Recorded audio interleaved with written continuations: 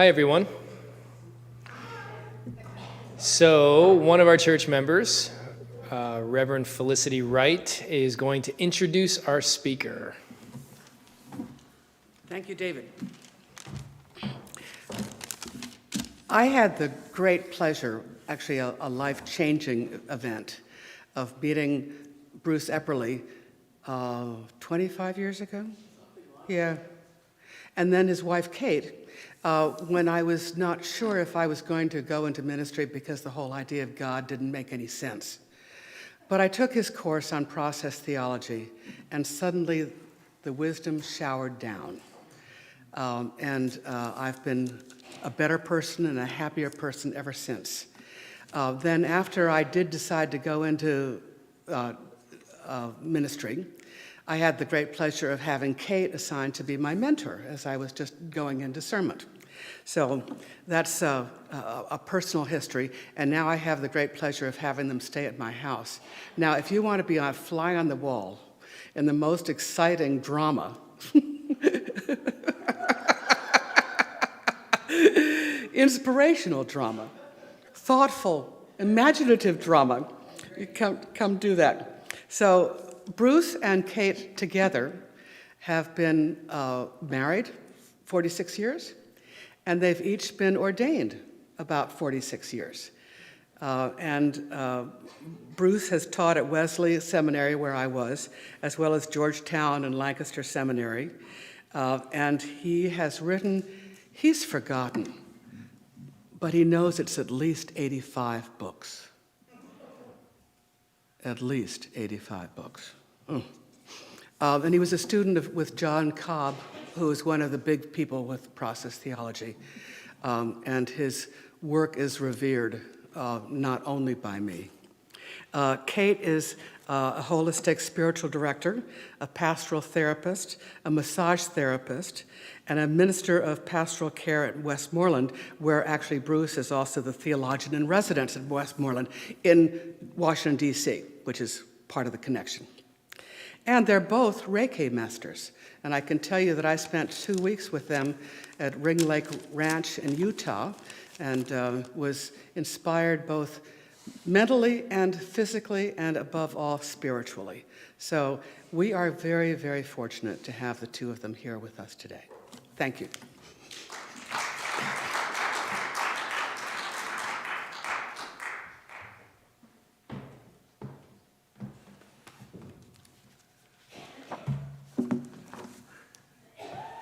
Well, I was hoping perhaps that you would have supper after my talk so that you would leave with a good taste in your mouth. But hopefully this will work too, and it's a delight to be here. It's been a while since I've been up to Ithaca, New York, when I was one of the deans of Lancaster Seminary. I used to come up and teach classes with the pastors in the New York conference and with students who were thinking of ministry, and spent a bit of time on the Finger Lakes and in Ithaca, and it's a lovely place. I had a great time this morning meeting with one of my former students, Ed Baptist. He's a professor of American history at Cornell, and his wife owns a CSA farm outside of town. And this was wonderful to renew that relationship. I mean, when your students are in their mid-50s, it kind of makes you feel as if you've been around for a while, and which I have, I suspect. But it's good to be here. It is good to break bread with all of you. I grazed the smorgasbord of what they used to call the bountiful buffet. I never like to eat much before I talk, but Joyce sent me home with a little care package. Wanted to make sure that I would somehow have sustenance after this talk. I think I will.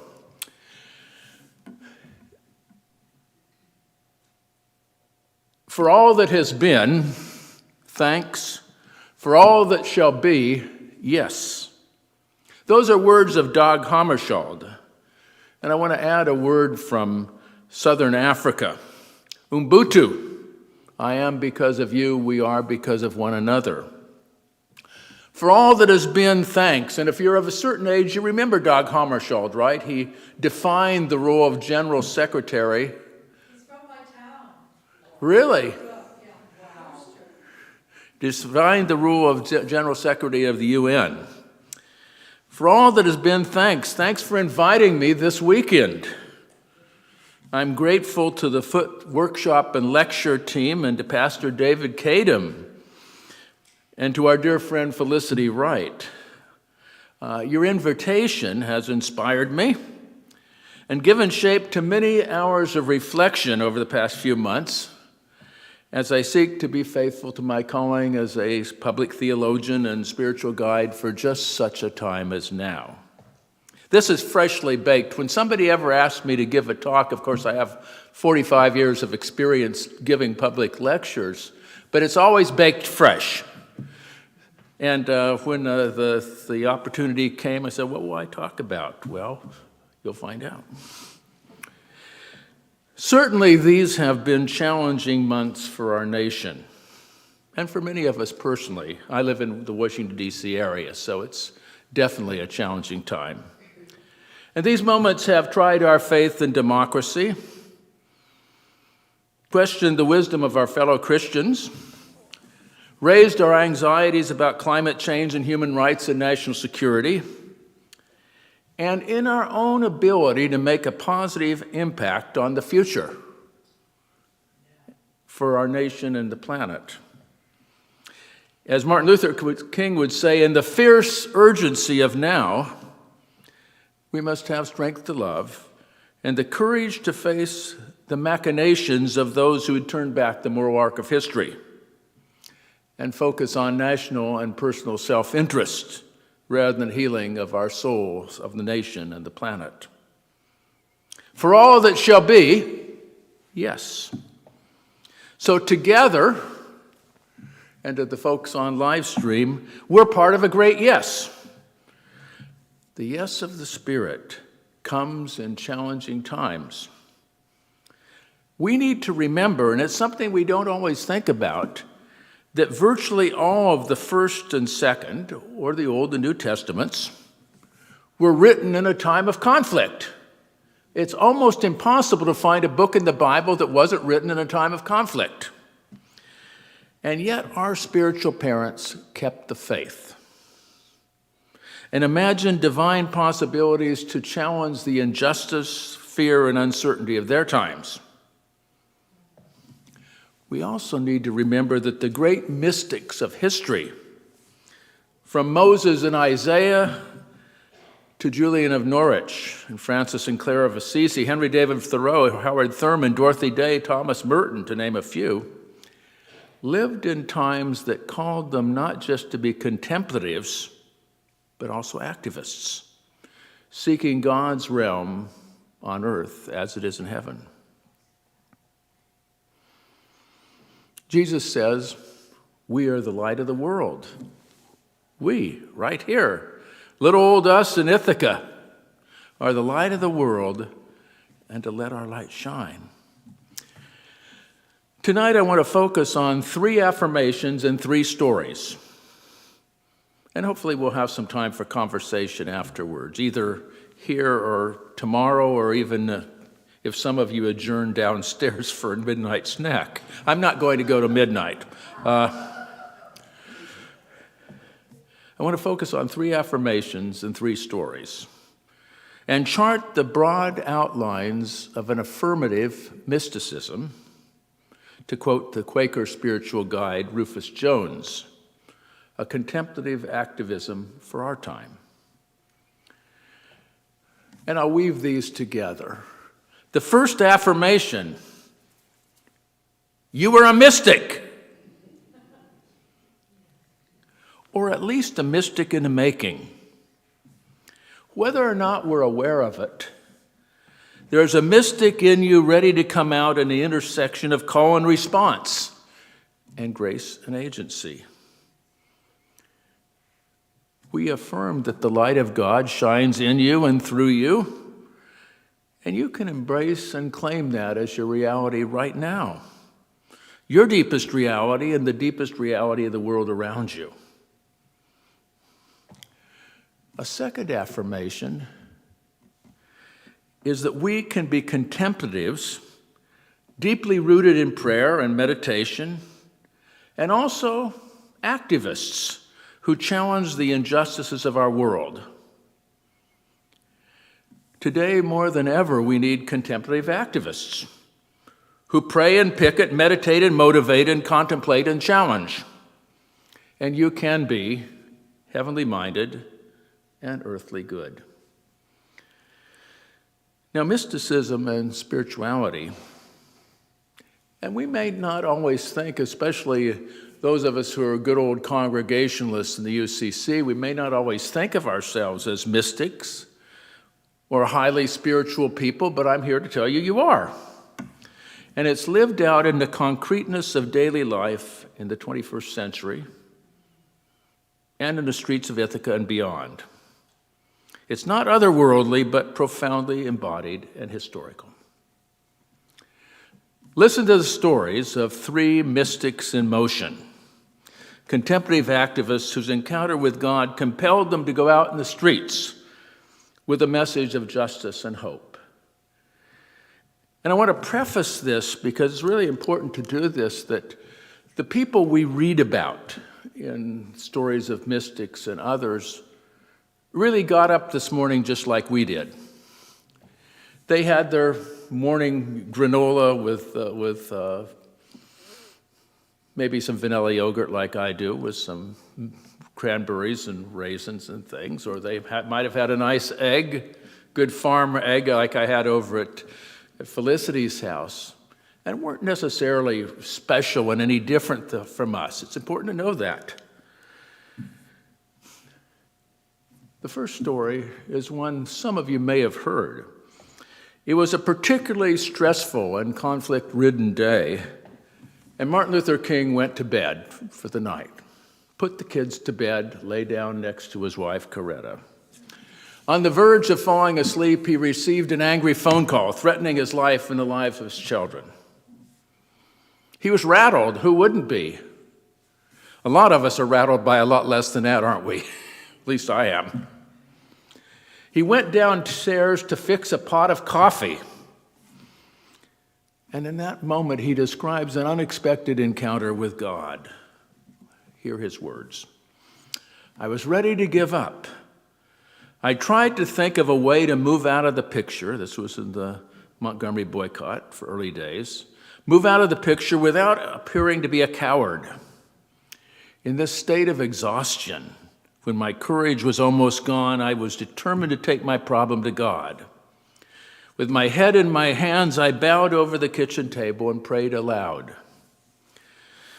I'm here taking a stand for what I believe is right, but now I'm afraid. The people are looking to me for leadership, and if I stand with them without strength or courage, they will falter. I'm at the end of my powers. I have nothing left. I've come to the point where I can't face it alone. As members of 12-step groups, and people in crisis often assert, when you hit rock bottom, you may discover you're standing on solid rock. When you hit rock bottom, you may discover that you're standing on solid rock. As the Quakers affirm, when you see no way ahead, God provides a way will be made, even if you must travel through the valley of the shadow of death. Remember that Psalm 23, that it doesn't say, I'm going around a detour of the shadow of death, does it? Even though I walk through the valley of shadow of death. Some things you just can't avoid, right?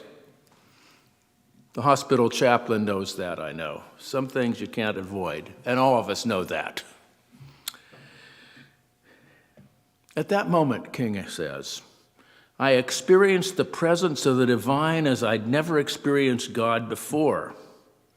It seems as though I heard a voice, a quiet inner voice saying, stand up for righteousness, stand up for truth, and God will be at your side forever. Now, following his encounter with the still small voice, King notes that the outer situation remained the same, but God had given me an inner calm. 3 days later, his home was bombed, but King remained faithful, rooted in God's faithfulness. His encounter with God in the midnight hour, as he calls it, gave him strength to face whatever storms were in his way, the Montgomery bus boycott, and over the next decade. Certainly, if you were to make an analogy with our time, many of us are tempted to panic in our time. But sometimes an inner calm comes.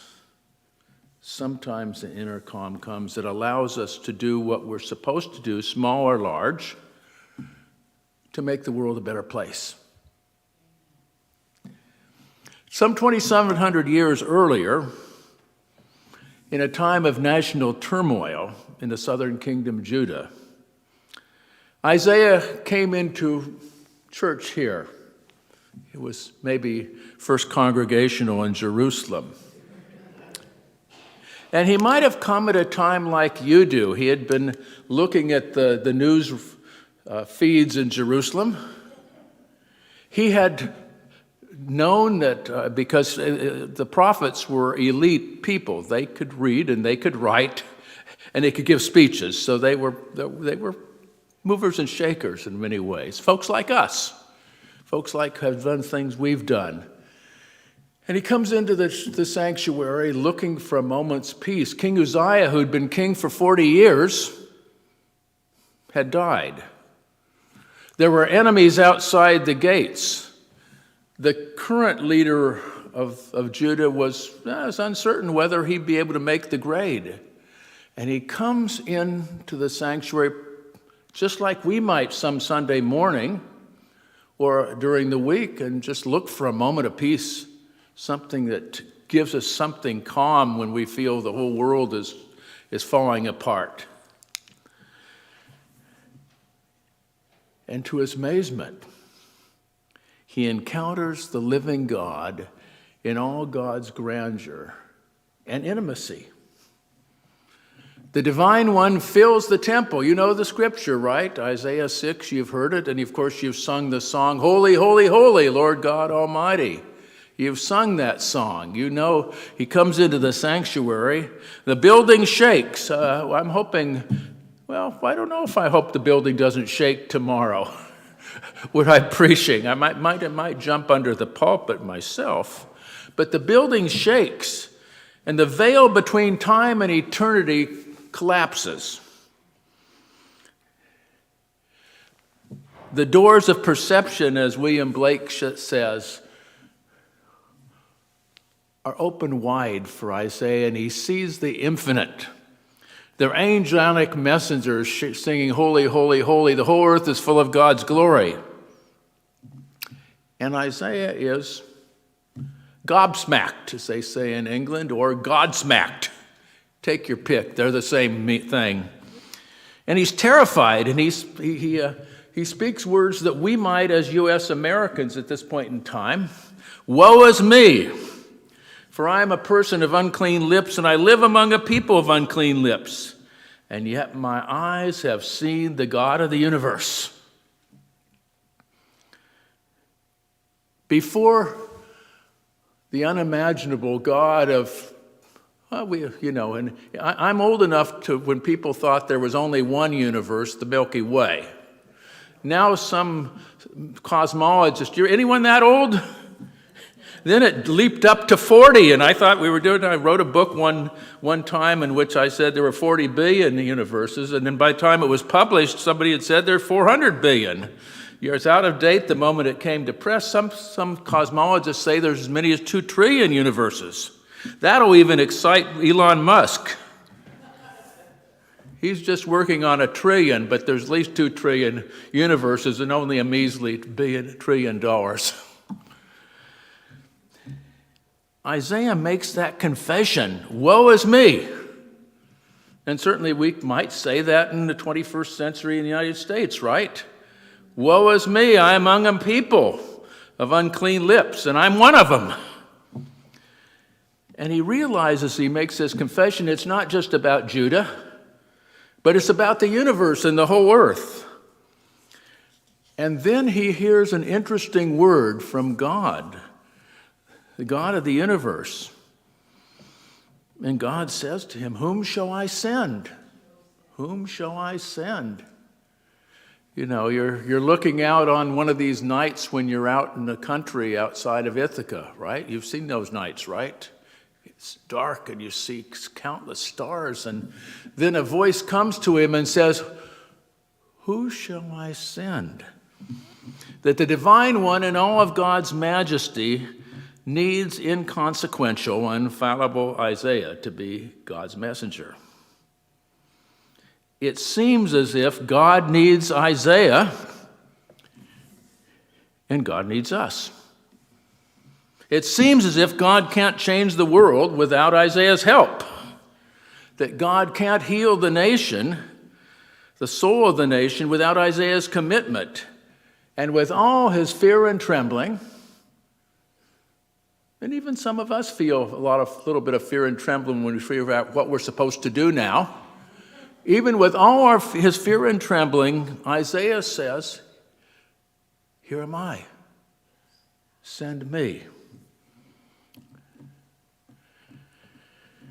Fast forward to the 20th century. We're back in the 20th century, even though we're now in the 21st century. Young Dorothy Day is jailed for 30 days for nonviolent resistance to support women's right to vote. And during her time of incarceration, she discovers that it's one thing, and this happens to us every so often, when an abstraction becomes concrete, when something we talk about becomes flesh and blood. It's one thing to have theoretical knowledge of sweatshops, I'm quoting her, and injustice and hunger, and it's another thing to experience it in your own flesh. Stripped of privilege and entitlement, her sense of separation vanishes. She says, I was that mother whose child had been raped and slain. I was the mother who had borne the monster who had done it. I was even the monster who had done it. She discovered that there is no other. In a world that tries to make other people other, right? We can call them by a variety of names, can't we? Gazans, immigrants, undocumented workers, even folks with MAGA hats. We can have all sorts of others, and she discovers there is no other. We're all connected. And that led her to, along with Peter Marin, establish the Catholic worker movement. Mysticism can inspire us to mission. When you encounter God, as Isaiah, King, and Day discover, you receive a call and the opportunity to do something large or small. And it's important to know that there's no size in what you're called to do. What's small for someone else is large for me. And some of the people who are doing large things could never do the small things others could do. Called to do something large and small to bring God's realm of justice to this good earth.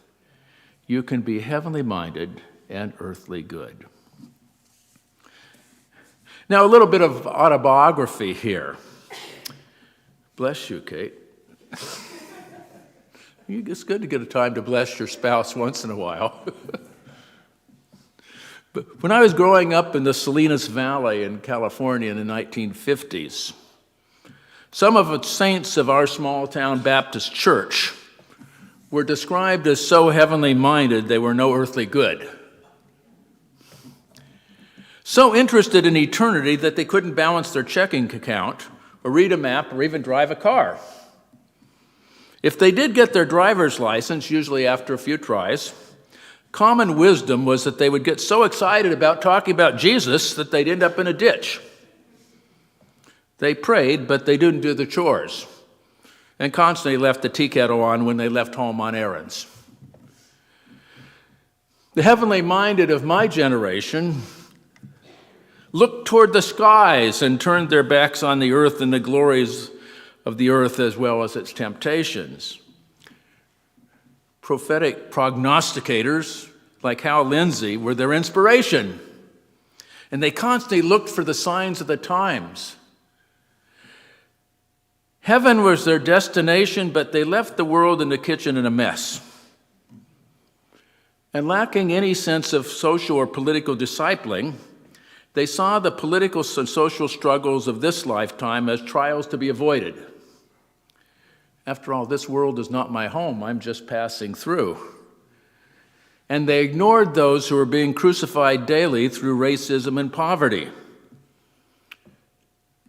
forgetting, as William Temple once said, the English theologian, that there was a cross in the heart of God before there was a cross on Calvary's hills. Now, this same attitude is often directed toward mystics, toward spiritual persons, in a stereotypical fashion that sometimes has some basis in reality. Mystics were perceived to abandon the world to find God, and in finding God, keeping their secret to themselves. They might be in the world, but not ever of it, and never involve themselves in the inferior responsibilities of family life and citizenship. Turning their backs on the world's conflicts in their mind was the quickest way for fellowship to God or enlightenment. Well, there's some truth in this caricature of mysticism. I want to make a third affirmation. Mystics can change the world and heal the soul of the nation. Mystics can change the world and heal the soul of the nation. Encountering God can turn us toward rather than away from the challenges of life. The world needs mystics who pray and protest and contemplate and challenge and meditate and march. Even an otherworldly mystic like Therese of Lisieux, it's very interesting to read The Little Flower, who lived a cloistered life, most of her short life, had a this-worldly impact on Dorothy Day, who interpreted her simple words as a call to social activism. Therese of Lisieux, her words, "Miss no single opportunity of making some small sacrifice. Here by a smiling look, there by a kindly word, always doing the smallest thing right and doing it all for love."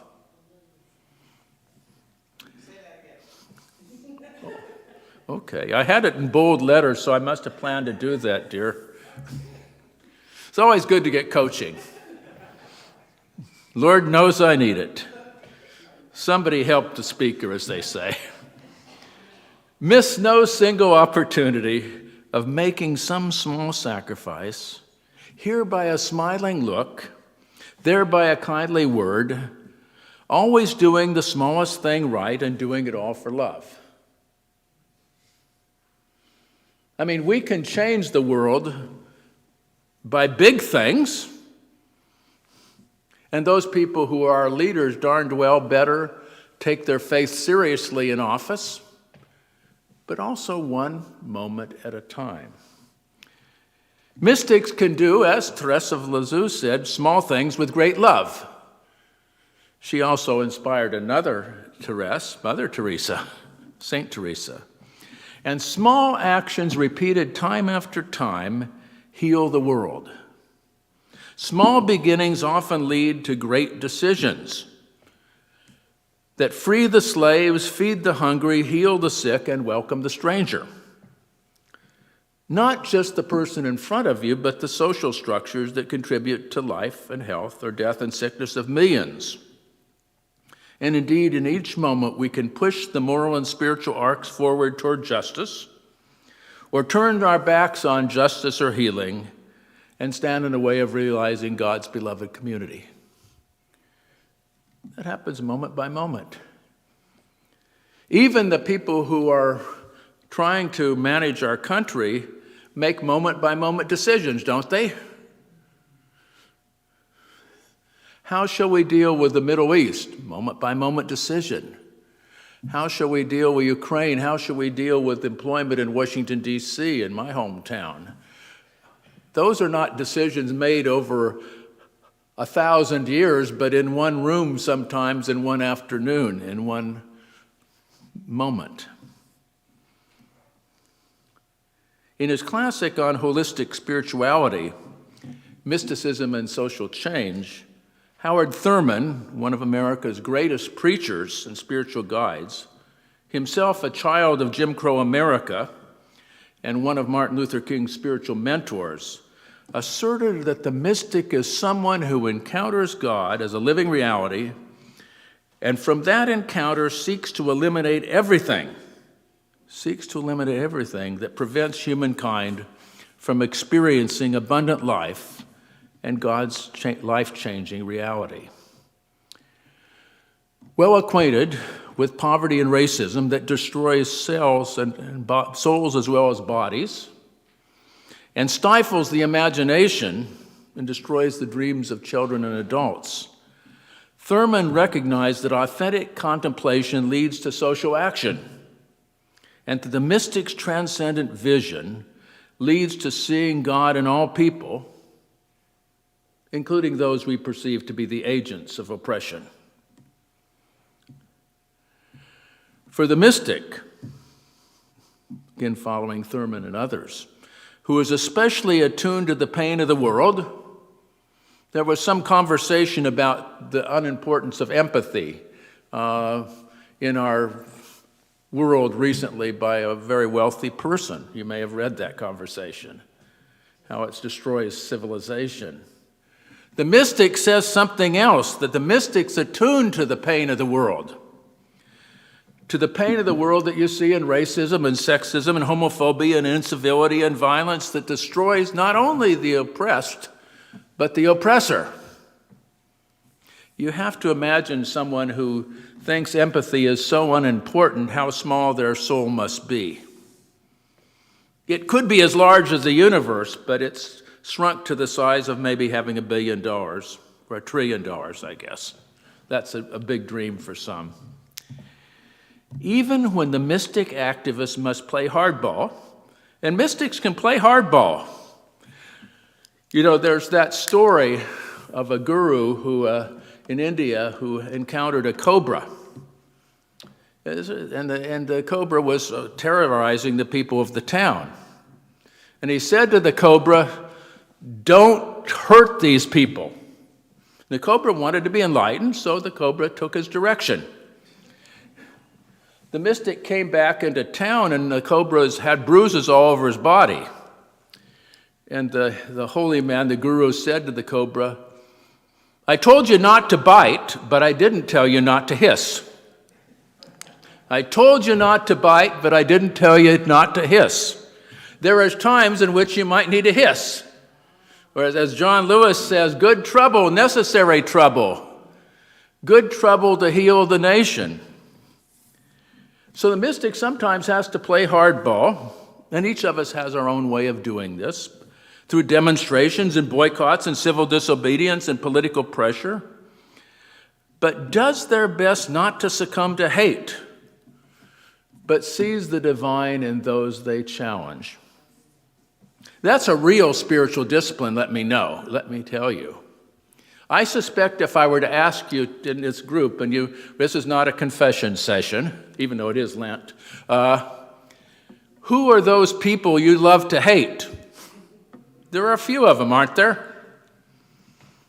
Not only in our land, perhaps, but maybe even overseas some places. We could probably name them off. The oppressor is also a child of God.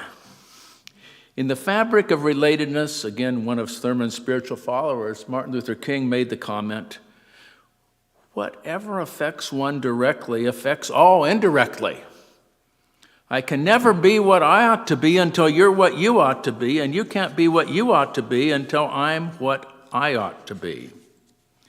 That's the interrelated structure of the universe, quoting King. So the mystic has this affirmation that there's no other, even the people I want to be other. And I have a big, long list. Deep down, we're all united with God and one another, and our happiness comes in the affirmation and incarnation of some sort of beloved community that we dream of. Because the mystic is not only a prophet, but also a healer.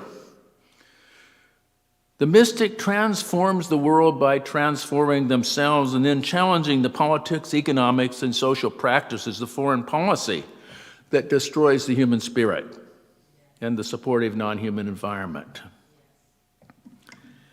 As I noted earlier, Rufus Jones defines the mysticism I'm talking about as affirmative mysticism. Affirmative, out into the world. The mysticism of the Word made flesh, and the love that moves the sun and other stars, as Dante would say, and energizes ourselves as well as souls. The Word and wisdom of God made flesh in Jesus of Nazareth, and not only there, but in our daily lives. The daily lives of a grieving parent in Israel or a Gaza child running and escaping for its life each day, and an undocumented resident of the United States.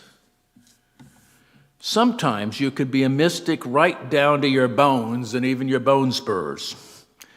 Rabbi Abraham Joshua Heschel, who walked with Martin Luther King, described his experience protesting segregation and racism as, "I felt like my legs were praying." I felt like my legs were praying. Or as a notation on a bench at Kirkridge Retreat Center in Bangor, Pennsylvania says, "Pick it and pray," knowing that probably you've got to do both. Now, we're all mystics in the making, and our sense of God's presence can inspire us to become God's companions in healing the world. From my perspective, and there are all sorts of analyses of what the key points of mysticism are, and mine is just one of many, but it's directed to this time and place in this world right now. There are at least 4 aspects to a world-affirming contemplative mysticism that involves 4 interdependent stages. The first is awakening. Awakening. Mystics are, in spite of what some say, woke people. Wokeness isn't dead to the mystic. They're woke not in a partisan way, but awakened to God's presence as the source of the moral and spiritual arcs of history. They are awakened to the illusions of the shadows by which they previously lived, as Plato asserts in his Tale of the Cave, and open to the divine light permeating all creation and providing a path forward. Think for a moment of this awakened experience of Thomas Merton, the Trappist monk, who went into Louisville. Most of his time he spent in Gethsemane, Kentucky, but he went into Louisville one day. And on a rare outing in Gethsemane, at the corner of 4th and Walnut Street, in the center of the shopping district, I was suddenly overwhelmed with the realization that I loved all these people, that they were mine and I was theirs, that we could not be alien to one another even though we were total strangers. It was like waking from a dream of separateness. The whole illusion of separate holy existence is a dream. Mystics wake up to the presence of God in all creation and discover there is no other. The second is affirming. From awakening and affirming are connected. From awakening comes the affirmation of this good earth and all creation. The great Celtic saint, and I know you had Kenneth MacIntosh here a while ago, a few years back in church, a very wonderful writer. The great Celtic saint Pelagius, I'm one of the people who calls him a saint, even though he was declared a heretic by Augustine and others, because he believed in the essential divinity of humankind and our ability to cooperate with God in shaping our lives in the world, asserted that you can see the face of God in every newborn child. you can see the face of God in every newborn child.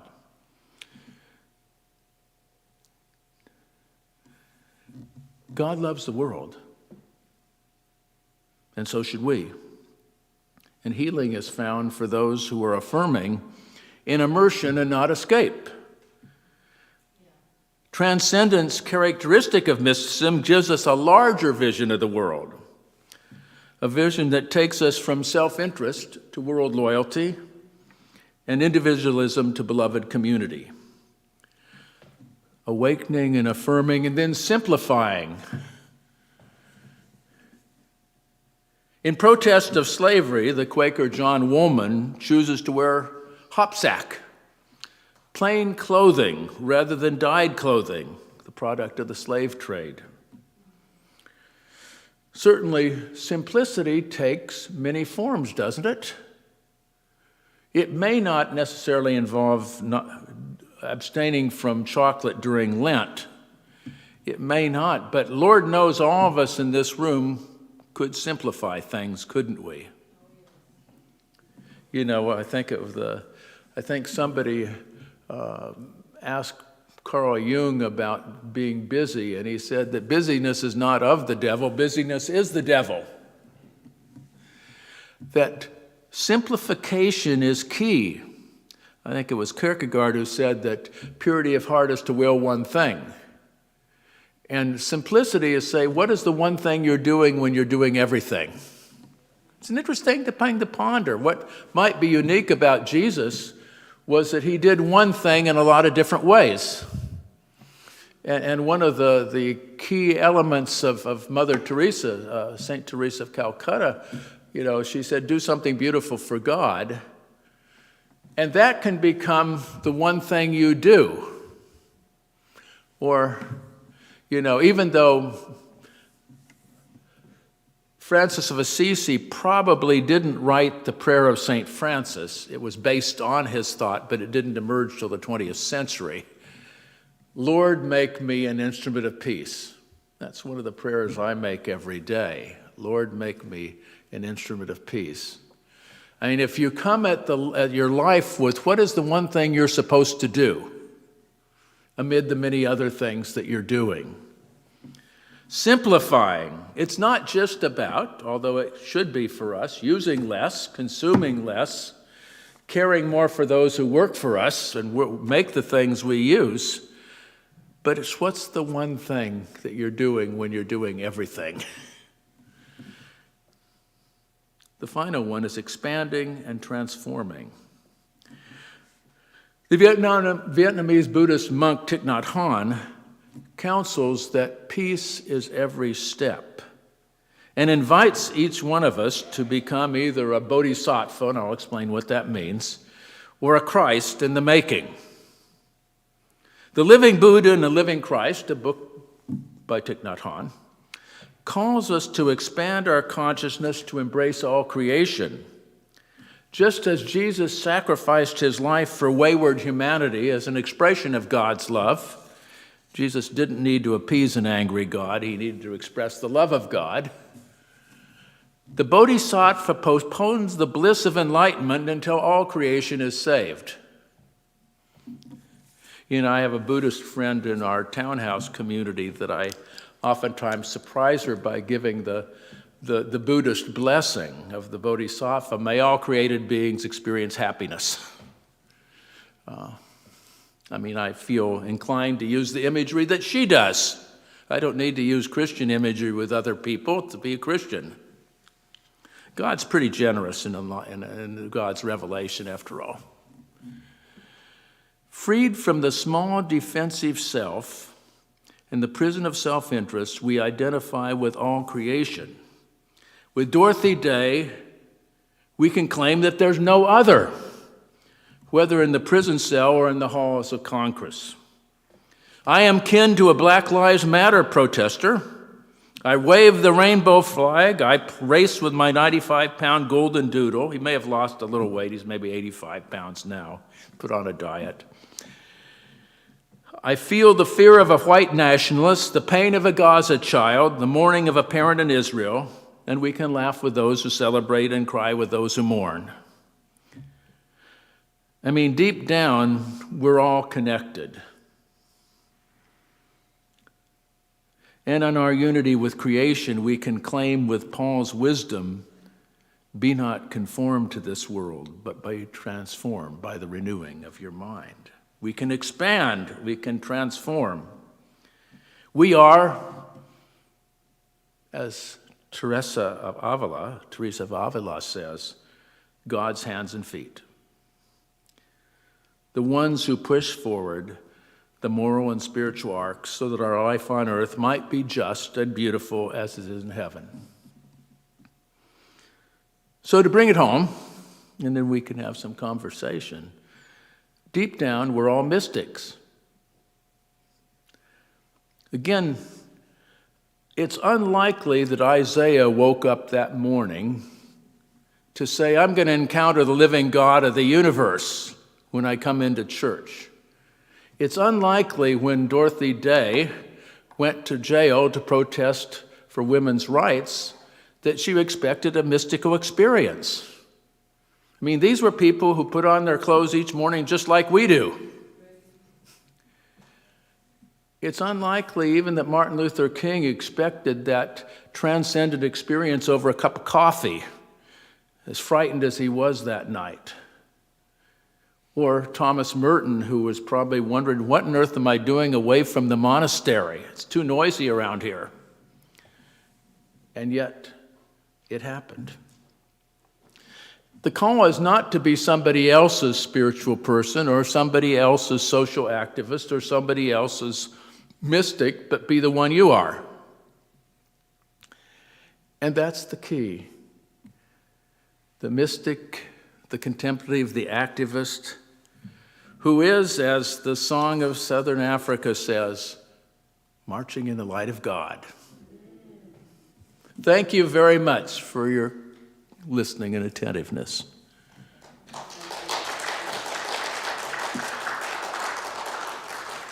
I was raised among Baptists, so I could go on for 4 hours, but and we really would have a midnight snack over there with that's been prepared for us, but I don't even know what time it is, so. 10 minutes of questions? 10 minutes, don't muzzle the ox, but let's make it 10 minutes of questions. Any questions on anything?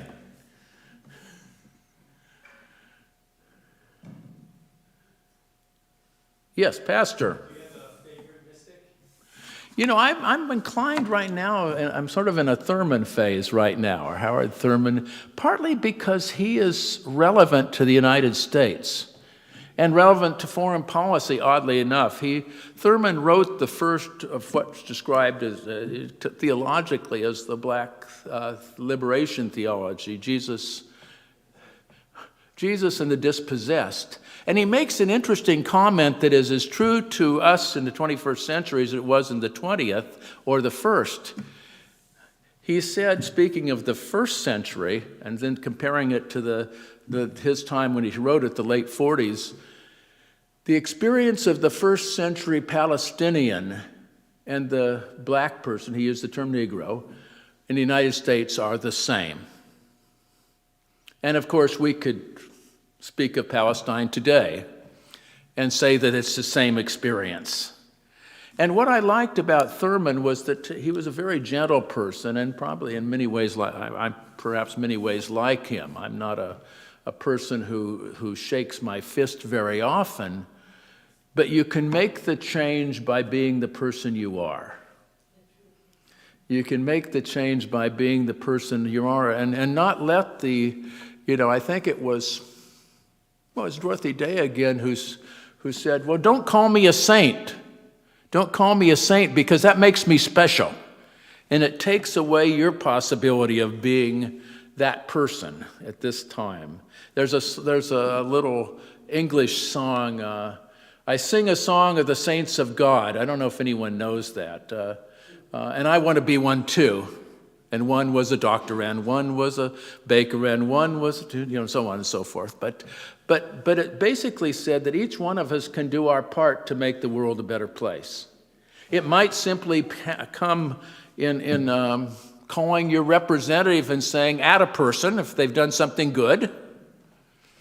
You know, I was even tempted, I'm speaking of myself, I'm just a sinner here, but I was even thinking of calling Mike Johnson the other day, not to criticize him, but he actually said something that we needed I support Ukraine, and he said he said something positive that wasn't just about going with the party line. It could be that you would march. It could be that you join an affinity group, or it could be that you belong. There's a group for senior adults I'm part of, and I'm not a very good member, called 350. It's Bill McKibben's environmental group for folks in the third act, that's what it is. That, you know, the people like myself who have a growing amount of gray hair and white hair can do something for a generation we'll never meet, at least on this earth. And I think that, again, what we think, we can always do something, can't we? So Howard Thurman, I think, you know, and speaks to me a great deal. Yeah. I'm not sure how to ask the question, but the idea is, how do you find the line between having boundaries, therefore being somewhat healthy with boundaries, and not having any other, being one and loving toward oppressors and Yeah. Yeah. That's a wonderful one because, you know, we're in it for the long haul. Most important problems aren't solved by a snap of the finger, right? Can you repeat the question? Oh, Live stream. okay. Thank you. I'm glad my producer's here. But I'm not going to do as good a job as you. But it's, how can we keep our own personal boundaries and yet feel a certain overwhelming empathy and unity with those around us? I think we do it by spiritual practices. I think we do it by prayer and meditation. I think we do it by self-awareness and knowing our limits. And being in community. You know, finding people that you can share an affinity, even though you may not always agree on everything. Again, I figure, I'm not one of the purity people about such things. I figure if somebody agrees with me 70% of the time, they agree with me. I mean, 70% is a lot of agreement, isn't it? We might have different views about Israel and Gaza, but we want to get the war stopped. And we want it stopped yesterday, and want the bombs to quit dropping. We want, you know, and if somebody comes with that, we could do business, right? It's the ones that want to proliferate that make it hard. But find the people that you can be in community with and appreciate diversity of opinions if you're going toward the same goal. I think that taking care of yourself, you know, the sort of the self-care that some people talk that's necessary for people who are dealing with stress. I know that having been a teacher of ministers and having been a minister for 45 years as well as a professor, is that with chaplains and ministers, it's important, and all the rest of us, it's important when you're dealing with other people's pains to also know your own pain. And it's important to know when you can't change something at this today, but you might be able to regroup to do it tomorrow. Because all the major problems in life, not just the ones of the last few months, but all the major problems of life are ones that take longer than a day to fix. I mean, I'm particularly interested in climate change and issues of justice in the Middle East, and I'm particularly interested in a foreign policy that actually is global and not just isolationist or just America first, but changing the big boat takes a while. Dealing with racism in the United States, we're still dealing with that, if not more so. But we have to be the little light that we are. Our light has to keep shining, And know that you're not going to always do it perfectly. There's a book I never read, but I love the title. I don't know if you have those. I should read it. It's called With Clumsy Grace. With Clumsy Grace. I just saw it alluded to once when I was a college student or in grad school. It was about the Catholic involvement in the Vietnam War. Probably about the Berrigan brothers. And, you don't always do it right, but you got to do the best you can. The philosopher Alfred North Whitehead makes the comment that God's aim in any given situation is the best for that impasse. And the best for that impasse isn't necessarily perfect. Good example might be in the last administration, they did a gun bill. Remember the gun bill? It was a terrible bill by my perspective, but it was the best we could get done. I mean, I want a really solid, strong gun bill, and I don't believe, but one small step is better than none. One small step, and living with your own imperfections, and being graceful to people that are aligned with you, but maybe in slightly different place. Again, if we agree 70 or 80%, we're going in the same direction. Who say different language, they use a different language than we do and express things somewhat differently than we do. If progressive folks have any difficulties, sometimes it's the desire for everyone to speak the same words. And we have to live with our own pluralism. If we're going in the same direction, that's pretty good. And not everything is for everyone. There are Yeah. things that are just for you to do. Yeah, that's wonderful. I mean, we had a wonderful day last Wednesday. A lot of the people from the various denominations were marching in Washington, D.C., and the UCC, the president of our denomination, was there. I wasn't there myself. I had other responsibilities as a grandparent that day. You do what you can where you are to change the world for the good. But I might be more inclined, but I'm not a real marcher myself, but I make phone calls and write things that I hope are helpful to other people. And that's my gift. Your gift might be prayer.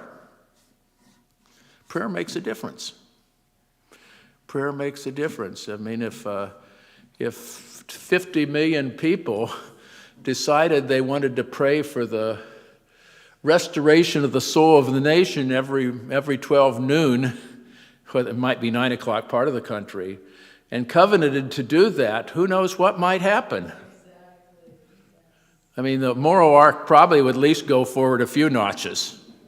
And some of us might decide we could be better people as a result of it, and we would not accept the things that, that's what Angela Davis say, change the things we cannot accept. Yes, please. Can you say something about the encounter between, say, a person who feels there is no separation or other, Yeah. and somebody who is entirely committed to not thinking that way? Well, yeah, and there's a lot of that now. Yes. There's a lot of that now. And I guess that there are a couple things come to mind. Oh, thank you. How do we deal if we're talking about a unified world of interdependence in which there's no separation ultimately? I mean, we're unique human beings, but we're connected on the one hand, and those who just delight in separation, those who believe empathy is important and those who believe empathy would destroy Western civilization. Sometimes we just have to work on ourselves. And remember the cobra. We can still hiss. Those of us who've been in positions of authority and those of us who've been parents or grandparents sometimes have to hiss. We don't dare bite. But when a kid's running out of the street, we can say that's not the right thing to do right now as we swoop them up and give them a small piece of our mind at that moment that hopefully they'll remember. I think we have to first work on ourselves, and then if it's possible to be in dialogue, and that's the if it's possible, to be in dialogue. Try to be. The challenge that we have is twofold, I think, and reading Thurman's book, Jesus and the Disinherited, is well worth the read, because it's written, as he says, for people who have their backs against the wall, and who have a couple of options when you're back against the wall. I don't know if any of you ever read the book James, recent book. It's a wonderful book. It's a play on Mark Twain's Jim. But one of the things that people back against the wall or in conflict situation do is just simply keel over, or try to fool the other person to thinking you're like them. James has to act like he's dumb. I mean, that's not unusual for people to act like they're not smart. Oftentimes it's been in relationship to white males, I think, but other people have acted as if they're not as smart as them. Lord knows they knew twice as much. But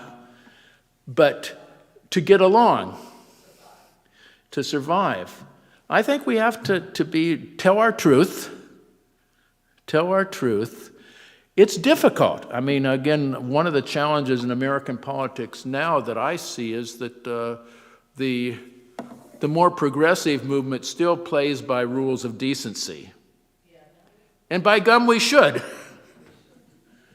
It seems as if, and I'm just speaking for myself, that many on the I don't even know what to call it. It isn't even conservative, but the authoritarian side don't play by rules.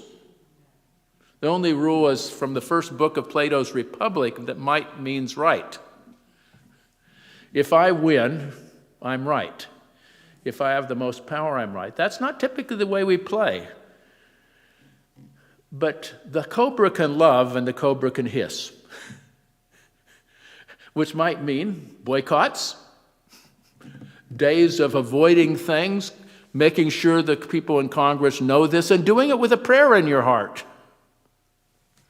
When I'm critical of some of our American leaders, and I do it in print, I often make the comment that, and they are a child of God too. To remind myself, and yours is such a good comment. I mean, I struggle with that every day. And I'm struggling with that sometimes polarization is not a bad thing. It's become sort of a dirty word, polarization. But sometimes the distance is so far away that we just have to accept that that's what it is right now, and do our best to affect the change we can. Bull Connor in Montgomery was 10 light years away from Martin Luther King. And persist in doing what you believe to be the right thing to do. Again, the most powerful people in the history of our planet have been those often that were powerless politically. Nobody talks about Pontius Pilate on a regular basis anymore. They talk about Jesus, don't they? I haven't invoked Augustus Caesar a lot lately, but I think of Mary and Joseph and Jesus. Nobody remembers the prime minister at the time, although he was very enlightened for his time, and it was Montauban. I thought, no, it wasn't. It was another. No one remembers the British prime minister, but they remember Gandhi. So sometimes a small group of people that seem to be powerless win the day at the end of history. I'm dealing with that every day too. I can't lose my soul. I can't lose my soul, because I think there's a group, some of us know The Who. You remember The Who? The Who. They used to love to break their instruments. I'm a big fan of The Who. But it says, here comes the new boss, just like the old boss. It's one of their lines. And if we become like the old boss to get rid of the new boss, to become like the old boss we'll eventually be like the old boss. We see that in a lot of well-intentioned groups that become just as authoritarian as the ones they deposed. Animal Farm, okay. Well, thank you for being here tonight. And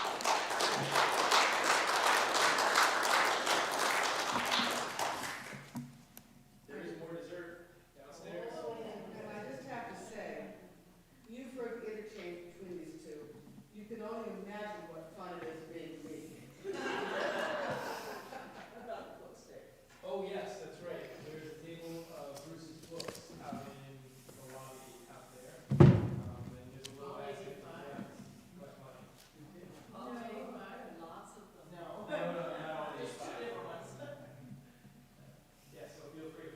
The author is always willing to sell a book at my price. I'm not making any money on these.